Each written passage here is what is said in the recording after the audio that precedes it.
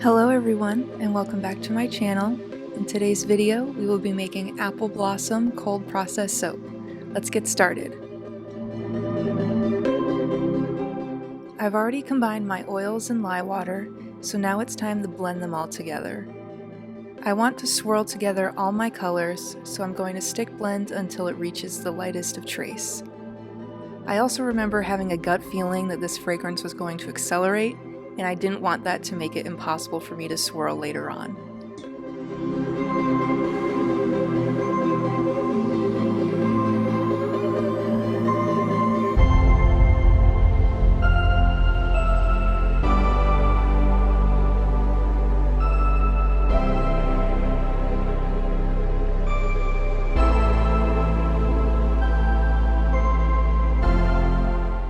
I'm going to be using three main colors in this soap: a pinky red, a muted green, and then white, which is just going to be my plain soap batter color. Before making this soap, I was browsing Pinterest for some ideas on what color scheme to do, and I found myself gravitating towards all the pictures that contained iterations of those three colors. I also found that the pictures that I was going towards were a bit more muted and less bright, so that's also the vibe of the colors that I wanted to go for. I'm going to start my coloring by using a bright red mica. This isn't really a true red. Even at maximum usage, it still leans slightly more pink than red, but this is exactly what I want for this soap. I'm not going to use as much as I would to get the full color, but just enough to get that pinky red that I'm looking for.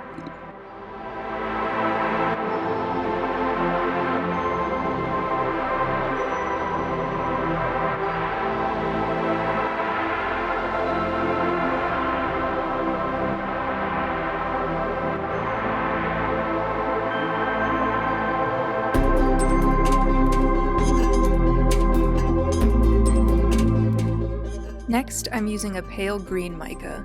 I believe the color name on the bag is Pistachio. When looking through Pinterest, I was drawn to a lot of the more muted photos of apple trees and apple blossoms, like I mentioned before, and the leaves in these photos were this beautiful light sage green color.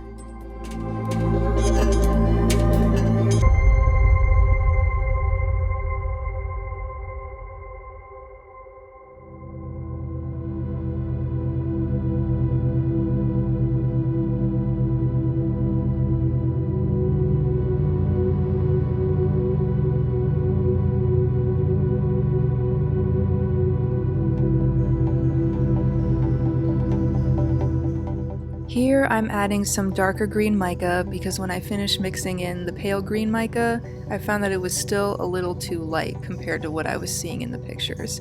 But once I added in this darker green, the color was perfect.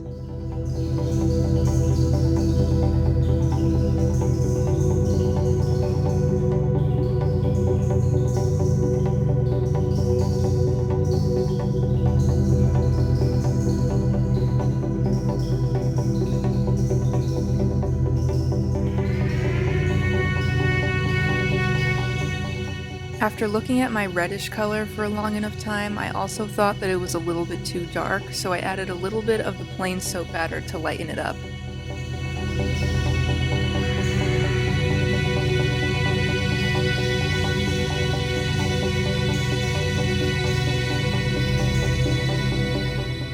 Now it's time to add the fragrance oil. Today's fragrance oil is Country Apple from Nature's Garden. When I ordered it, I was expecting more of a crisp apple scent and not much else, but the fragrance was surprisingly more floral than I was anticipating. The complete list of fragrance notes includes top notes of pineapple, jasmine, and tiger lily, middle notes of Macintosh apple and Granny Smith apple, and base notes of vanilla bean. This fragrance actually riced on me ever so slightly. You can kind of see it behave a little weird when it comes in contact with the soap batter. I think that might have been because of the jasmine in there. I'm pretty sure I've heard that jasmine fragrance oils are notorious for ricing. But overall, it didn't rice on me too badly, and I was able to easily break it up with just a whisk.